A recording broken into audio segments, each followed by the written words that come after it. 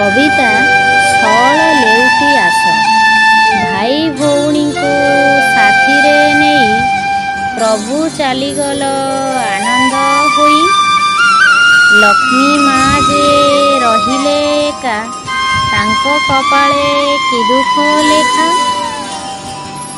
ବଡ଼ ଦେଉଳ ଭଲ ଲାଗୁନି, ରୋଷ ଘରେ ତାଙ୍କ ପାଦ ପଡ଼ୁନି।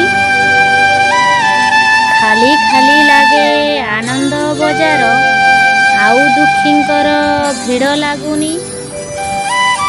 ସଅଳ ଲେଉଟି ଆସ ଆହେ ପ୍ରଭୁ, ମା ସାଆନ୍ତାଣୀ ମାନ କଲେଣି।